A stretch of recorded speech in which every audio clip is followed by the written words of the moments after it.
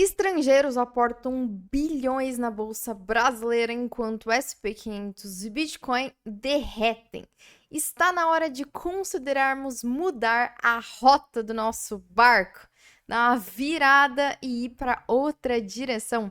O vídeo de hoje vai ser sobre isso, considerando as perspectivas do Bitcoin, do dólar, do real, das ações brasileiras numa perspectiva de longo prazo, tá certo? Quero contar para vocês alguns insights que eu tive considerando o histórico da performance de todos esses ativos, tá certo? Sem grandes enrolações, a gente vai pro vídeo, mas peço caso você ainda não tenha curtido o vídeo, já curta, ou curta no final depois, se você gostar do vídeo, deixe seus comentários à medida em que vai assistindo, tendo insights, se inscreva no canal, caso você ainda não seja inscrito também, se considere se tornar membro, apoiando o canal por R$5, que é basicamente pagar um cafezinho ou se tornando membro Tubarão para ter acessos exclusivos, análises semanais, tá certo? Agora, sem grandes relações mesmo, bora lá.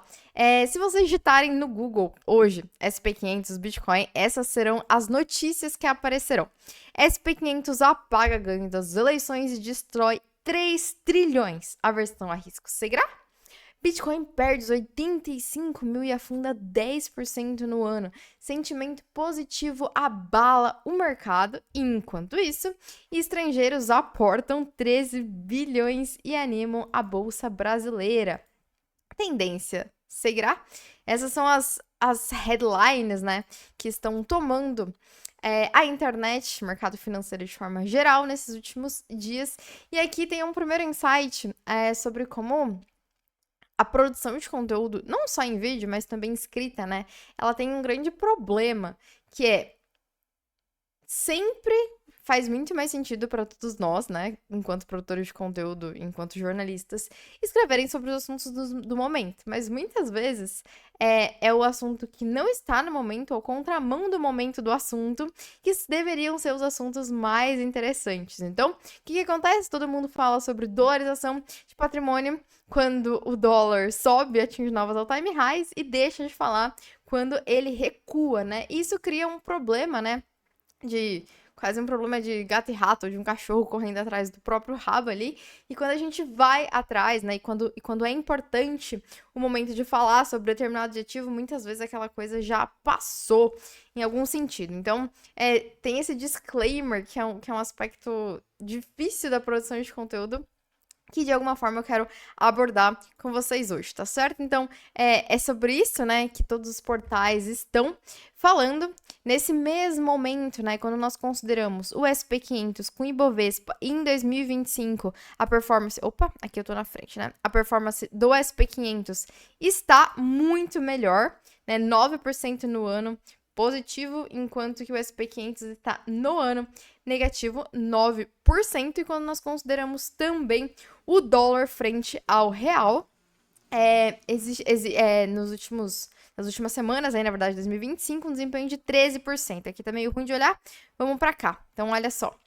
No ano, né, então aqui considerando esse último candle vermelho, 25 de dezembro, né, mas a gente pode ir bem certinho aqui, vamos certinho aqui para 1 de janeiro, tá? Considerando 1 de janeiro até agora, um desempenho de 8%, quando a gente considera essa all-time highzinha aqui, 10%, né? Então, isso significa que o real apreciou-se, ganhou 10% de valor frente ao dólar, tá certo? Enquanto isso, o que nós temos? Nós temos o SP500 perdendo 10% de valor nos últimos 22 dias. Vou mostrar ele no gráfico também, né? Mas aqui, ó, vocês, na verdade, desculpa, 10% nos últimos 22 dias, quando chegou ali no fundo do topo, tá? Ou 7% considerando o valor de agora, e no caso do Bitcoin, menos 29% em 50 dias, considerando o fundo do mercado também, tá? Então, quando a gente vai, vamos dar uma olhada ali no Bitcoin. Primeiro, né, então, quando a gente pega essa ferramentinha aqui, ela dá a data e o preço, né, a gente pode colocar aqui 29%, tá? De queda no Bitcoin, ou considerando o momento atual, 22% de queda, tá certo? SP500, opa, isso aqui eu vou mostrar depois pra vocês, tá? Mas acho que esse aqui vai ficar melhor. Considerando Aqui, então, o fundo do mercado, né, uma queda de 10% ali, considerando agora uma queda de 8%, tá? Mas a pergunta, né, que eu me fiz e que eu acho que é importante vocês fazerem, né, é o que acontece se a gente muda o time frame, né?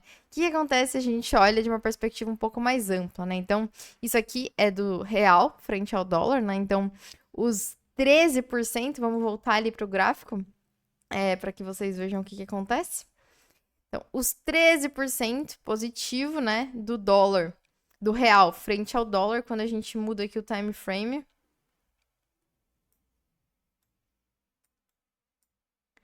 Olha o que acontece. Acontece isso, né? Então ele se torna, sim, vamos pegar, a gente pode pegar aqui diferentes time frames, né? Vou considerar 10 anos, 5 anos, vamos considerar 5 anos, tá? Então, daqui mais ou menos, 2020, tá? Vou pegar aqui no meio para não falar que eu tô sendo tendenciosa, né? Dá menos 20%, mas a gente vai ampliando o time frame, né? Aqui, por exemplo, para esses topos aqui, menos 73%, tá? Em um pouco mais de uma década ali, né? Então, esse é um primeiro ponto, né, que eu queria citar para vocês, e isso é verdade, considerando diversas coisas, né? Quando a gente considera o SP500 também, né? Então, se a gente vai olhar aqui a queda, essa queda do SP500, olha lá, né? Ela se torna isso aqui, né? É uma queda relevante, né? Mas é uma tendência muito exponencial e eu acho que isso precisa ser considerado quando nós estamos pensando nessa questão de mudança de rumo, né? De mudança ali do portfólio. Isso aqui também é um aspecto, né? O menos 29 do Bitcoin, quando a gente considera um pouquinho mais acima, né? Aqui, considerando especificamente o year to date, né? Então, do ano, em 2025. Bitcoin tá menos 10, estava ontem, né? Ibovespa 10, SP500 menos 3%, então Bitcoin é o pior de todos, Ibovespa o melhor de todos, né? Mas quando a gente amplia um pouquinho ali o time frame, coloquei 5 anos, essa é a perspectiva, né? Então, mais 1.200% no Bitcoin contra 145% do SP500 e Bovespa 97%, né? Então, aí quando a gente muda essa perspectiva, quando a gente muda o time frame, as coisas começam a ficar um pouco diferentes, né? E acho que existe um aspecto, assim, inegável, que é a situação do Brasil, né? E assim, de verdade, a situação pode se deteriorar, mas acho que o Brasil tá caminhando mal faz bastante tempo, né? Nós chegamos a um cenário, assim, muito chocante, né? De uma taxa de juros de 14%, da parte para a Rússia e para a Turquia, basicamente, né? E as manchetes, né? Desse momento são crise, inflação e desemprego. Como era o Brasil da última vez que a Selic atingiu 14%, né? Inflação em fevereiro fica 1,3% mais alto no mês. Inflação em fevereiro fica em 1,3, a mais alta para o mês em 22 anos, né? E é aqui a gente tem um grande problema, que são essas duas coisas juntas, né? Se você acompanha cripto, você provavelmente sabe disso, né? Muito por conta de como a gente a gente aborda muito, né? Essa questão. Mas o que acontece? A taxa de juros, né? E o aumento da taxa de juros. Ela tem como objetivo tentar. Ela é um instrumento para se tentar abaixar a inflação, né? Então, quando a inflação está muito alta, os bancos centrais tendem a aumentar a taxa de juros para restringir a atividade econômica para controlar a inflação. Mas nesse momento, nós estamos com um mês, subiu 1,3%, que é a maior inflação do mês em 22 anos, mas a nossa taxa de juros está em 14%, e inclusive o Banco Central já disse que nós vamos ter outro aumento em maio, né? Tá? Então isso significa um cenário descontrolado, completamente descontrolado, né? E claro que esse cenário descontrolado fez com que as ações brasileiras ficassem muito baratas, e quando uma coisa fica muito barata, tende a ir valor para ela, né? Por mais que talvez não necessariamente seja a coisa mais valiosa do mundo, mas é um processo de balanceamento dos riscos que acontece, né? E aí as inflações são realmente, né? O Brasil tem a pior inflação de alimentos na América Latina.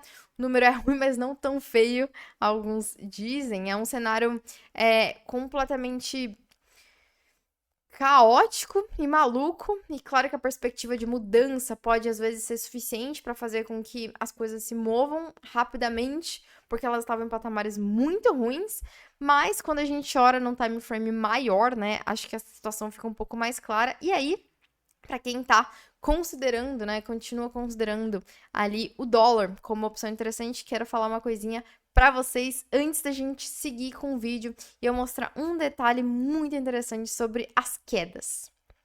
E para aqueles que consideram que a exposição ao dólar pode fazer sentido, sempre é importante lembrar que também tem um adicional relacionado ao stake.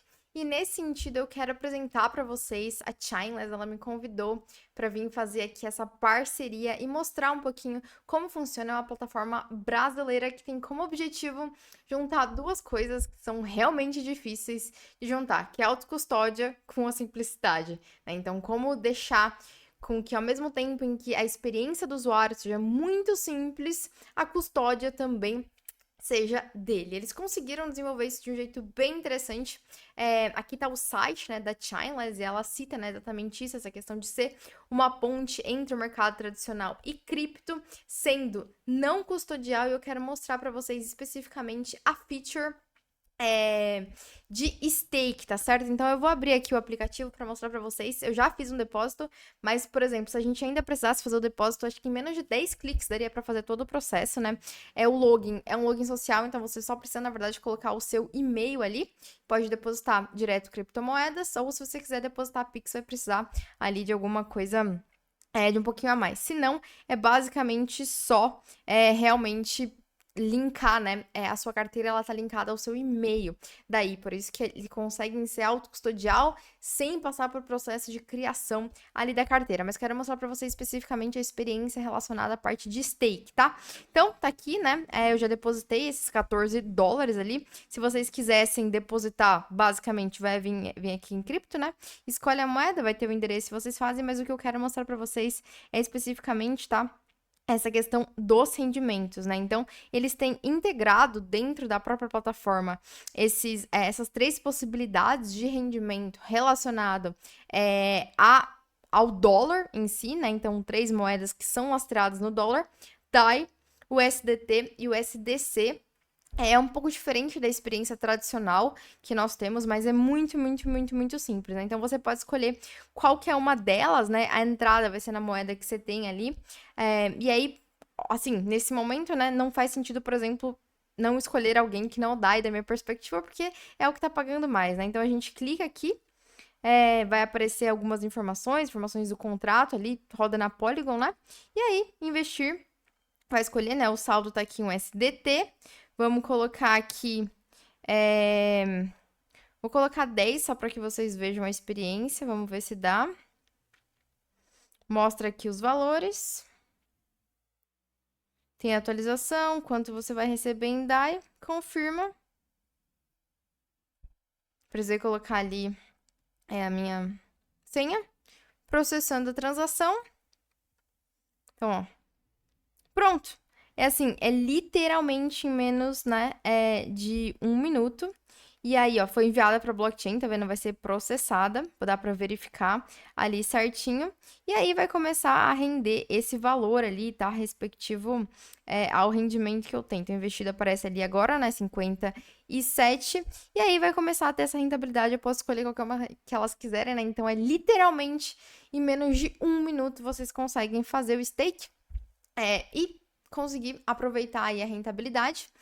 Observação super importante, a Chainless só está disponível para entrada via convite. Então, vocês não vão conseguir acessar, a não ser pelo link que está na descrição, porque eles têm uma lista de espera. E como esse vídeo está sendo feito em parceria com eles, esse link dá direto acesso à inscrição. Então, aproveitem, façam a experiência, vejam o que acham e também deixem nos comentários depois o feedback de vocês. Continuando, né? O que eu acho que tem um aspecto assim, sempre que eu me deparo com uma situação de queda, eu gosto de olhar um pouquinho o passado para conseguir me preparar e pensar qual é o pior cenário, qual seria o pior cenário que eu teria para encarar, né? E aí, eu comentei pra vocês já, acho que no vídeo passado, na semana passada, em algum vídeo, em alguns stories, né? Que eu tinha comprado o SP500, né? E por quê? Porque, da minha perspectiva, olhar o time frame faz muito mais sentido, né? E aí, eu fui olhar um pouquinho sobre as correções, né? Existem duas possibilidades, né? Existe a possibilidade de uma correção e existe a possibilidade de um declínio por conta de uma recessão. Né? Esses são dois cenários que estão na mesa, assim como no caso do Bitcoin, né? A gente pode estar se deparando com mais uma queda ou um cenário de reversão de tendência para o bear market, né? Então, o problema não são as quedas, né? O problema é quando a gente pensa, nossa, será que na verdade isso não é uma correção? Ela é realmente um momento de uma reversão mais de longo prazo, né? Então, sempre vai existir essas duas possibilidades. É impossível dizer o que nesse momento. Em alguns momentos é um pouco mais fácil, é um pouco mais claro, mas em alguns momentos não é claro.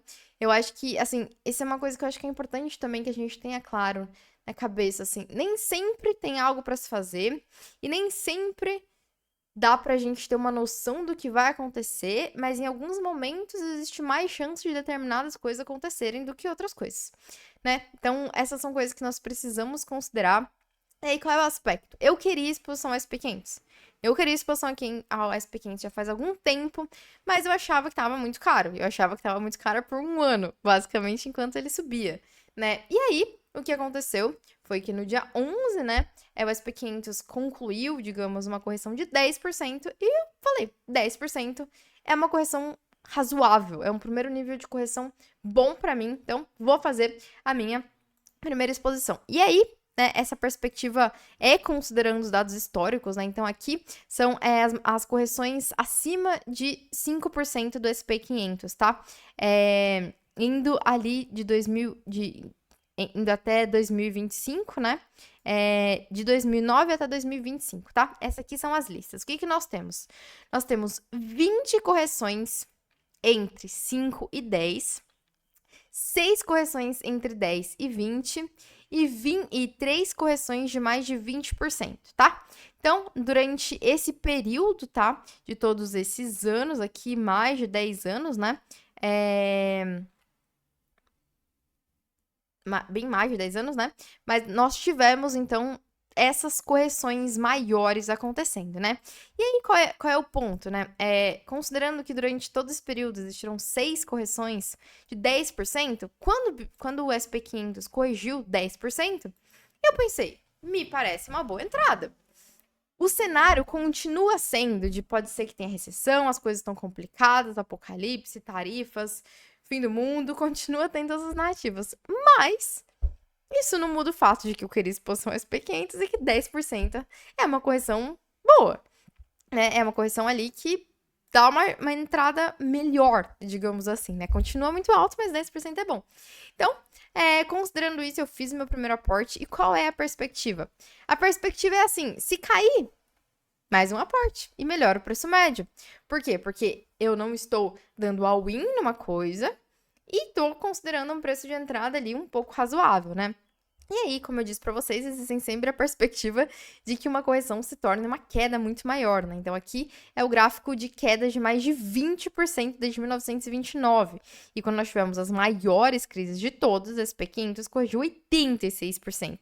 Claro que, assim, faz muitos anos que isso não acontece, a chance disso aqui acontecer é mínima, mínima, mínima, mínima, né? Mas quando a gente considera aqui, vou considerar a partir daqui de 1980, vai? Vamos lá. A partir de 1980. Opa, deixa eu fazer assim, que tá muito feio.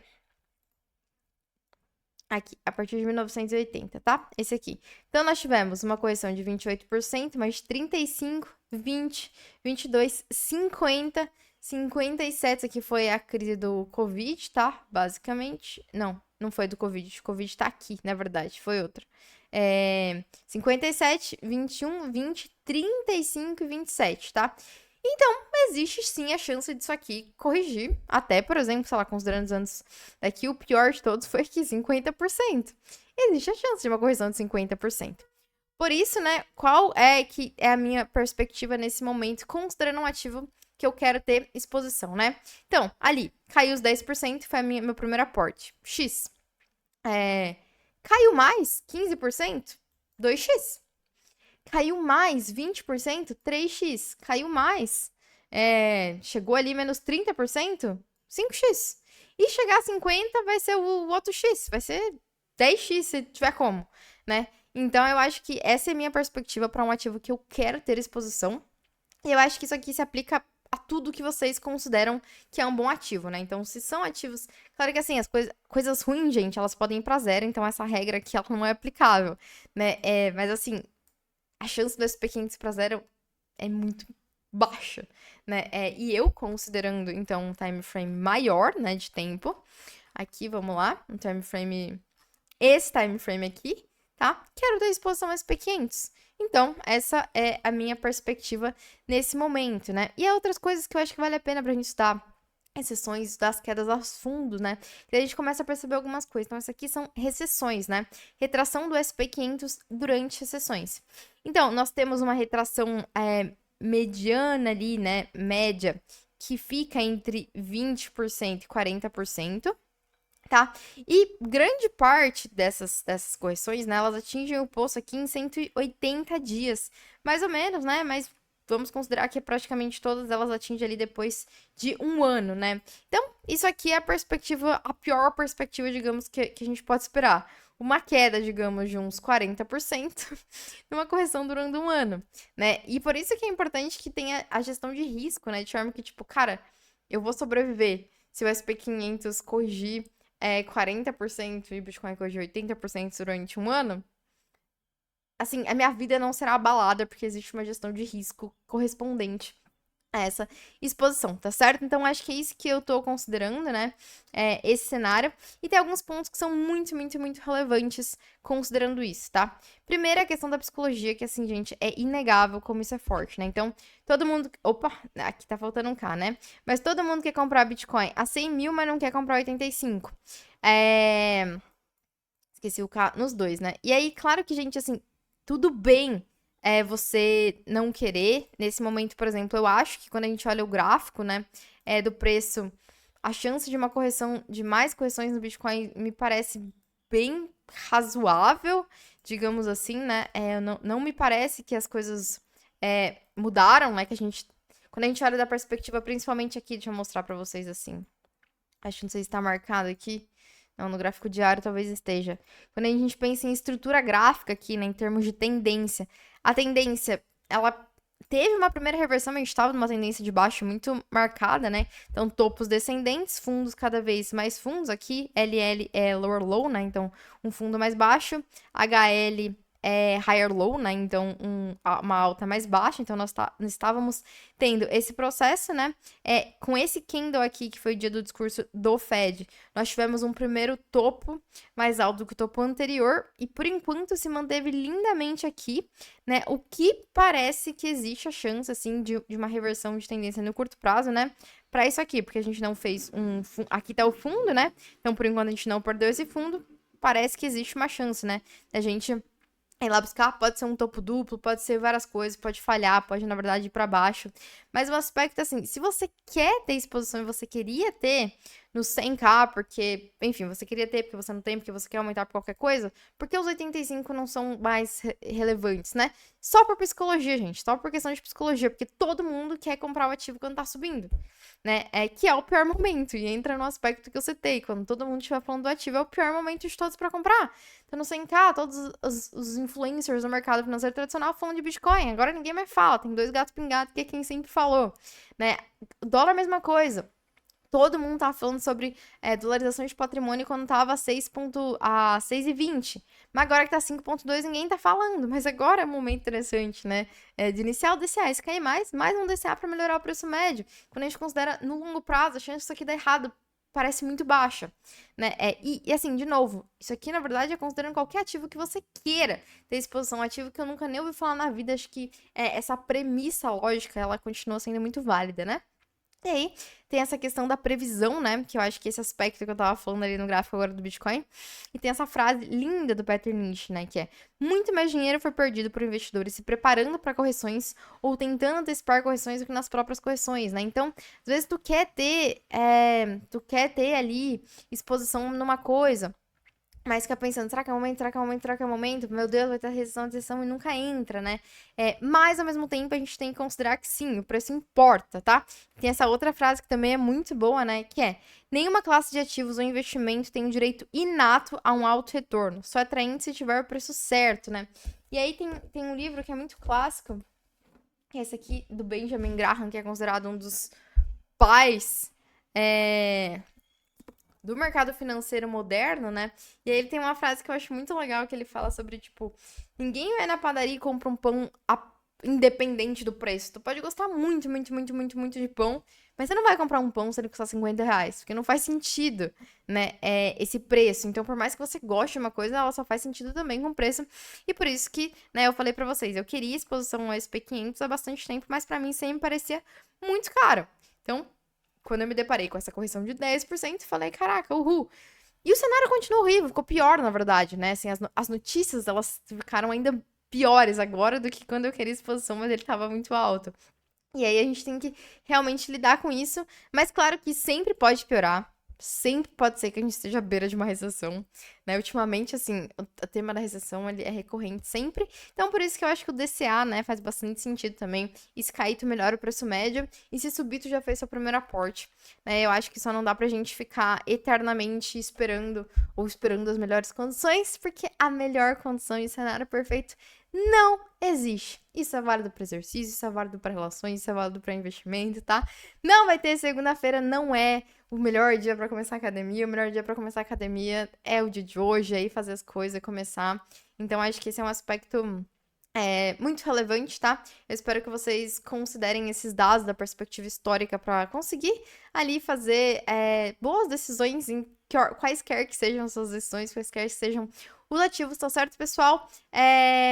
Todos os links ali da Chainless, inclusive, também vão estar na descrição do vídeo. De novo, peço que se você gostou, curta, deixe seus comentários, deixe qualquer comentário bobo, esperto, curioso, de dúvida que vocês quiserem, que vai ser um prazer ler eles. A gente se vê no próximo vídeo. Até mais!